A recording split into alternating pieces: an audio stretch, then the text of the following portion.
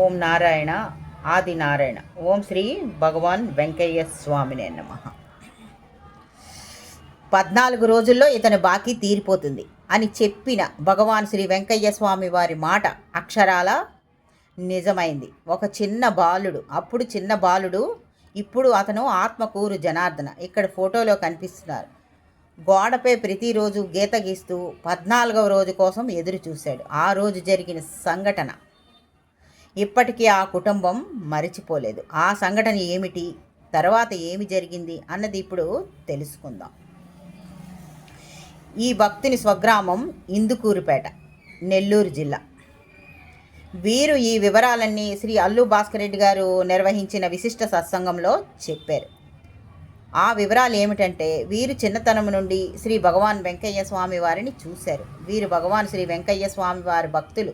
ఆత్మకూరు వెంకయ్య గారి తమ్ముడు కుమారుడు. వీరిది 13 మంది కుటుంబ సభ్యులున్న పెద్ద కుటుంబం. 3 ఎకరాల భూమిలో పండే పంటే వీరికి ఆధారం.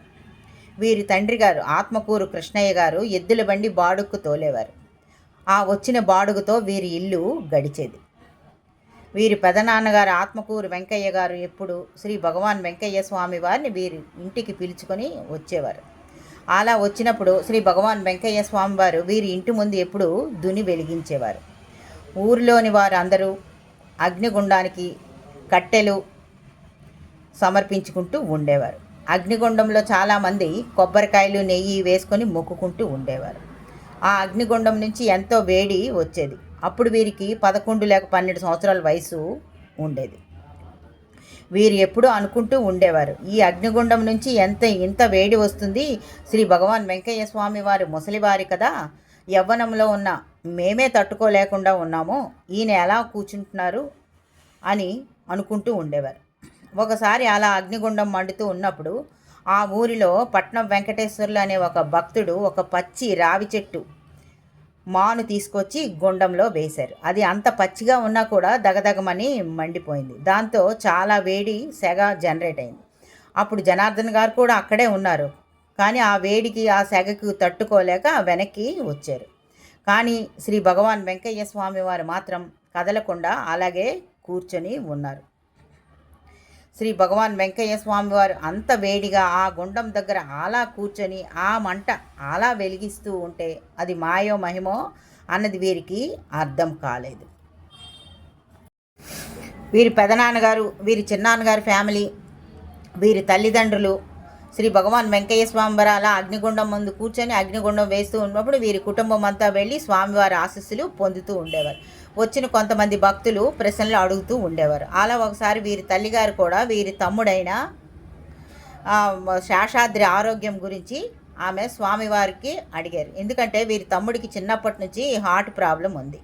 అప్పుడు శ్రీ భగవాన్ వెంకయ్య స్వామి వారు ఇలా చెప్పారు, అమ్మ, ఈ పిల్లోడు కోమటోళ్ల పిల్లవాడు, మీరు బాకీ ఉన్నారు, అందుకు వచ్చాడు, 14 రోజుల్లో ఇతని బాకీ తీరిపోతుంది అని చెప్పారు శ్రీ భగవాన్ వెంకయ్య స్వామివారు.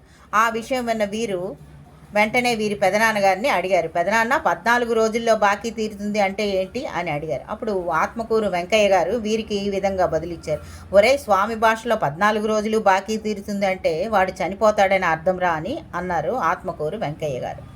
బాల్యం తెలుసుకోవాలనే కోరిక ఉన్న ఈ ఆత్మకూరు జనార్దన గారు ఆ రోజు నుంచి గోడ మీద బొగ్గుతో రోజుకొక గీత గీశారు. 13 రోజులు అలా చేశారు. 13 రోజులు 13 గీతలు గీశారు.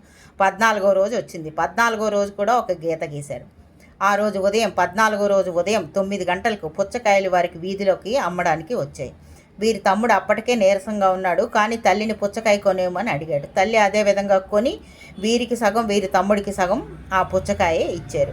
ఇద్దరు తిన్నారు. అలా తిన్న తర్వాత వీరి తమ్ముడు శేషాద్రి కళ్ళు పైకి పోయి తల వాల్చేశాడు. తమ్ముడు పరిస్థితి తెలియజేయటకు ఆ సమయంలో తండ్రి కూడా దగ్గర లేరు. పొలంకి వెళ్ళారు. వీరి పెదనాన్నగారిని పిలిచారు. అప్పుడు వీరి పెదనాన్నగారు వచ్చి ఫ్యామిలీ డాక్టర్ బ్రహ్మయ్య గారి దగ్గరికి తీసుకువెళ్దామని వీరి తమ్ముడిని భుజాల మీద వేసుకున్నారు. డాక్టర్ దగ్గరికి తీసుకెళ్తున్నారు. అలా తీసుకువెళ్తూ ఉన్నప్పుడే వీరి తమ్ముడు తల వాలిపోయింది.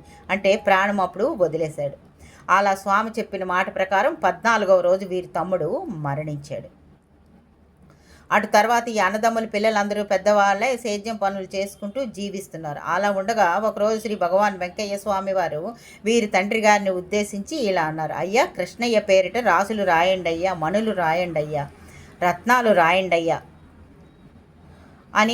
అని చెప్పి చీటీ రాయించారు శ్రీ భగవాన్ వెంకయ్య స్వామివారు. ఆ ప్రకారం వీరి కుటుంబం ఆర్థికంగా ఎంతో అభివృద్ధి చెందారు. పంటలు బ్రహ్మాండంగా పండాయి.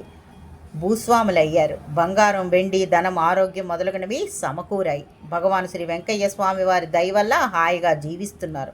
ఆ కృతజ్ఞతా భావంతో ప్రతి సంవత్సరం గొలగమూడికి వచ్చి వారికి పండిన పంటలో కొంత ధాన్యం శ్రీ భగవాన్ వెంకయ్య స్వామి వారి సంస్థానంలో ఇచ్చి స్వామి దర్శనం ఆశిస్తులు స్వీకరిస్తూ ఉంటారు. ఓం నారాయణ.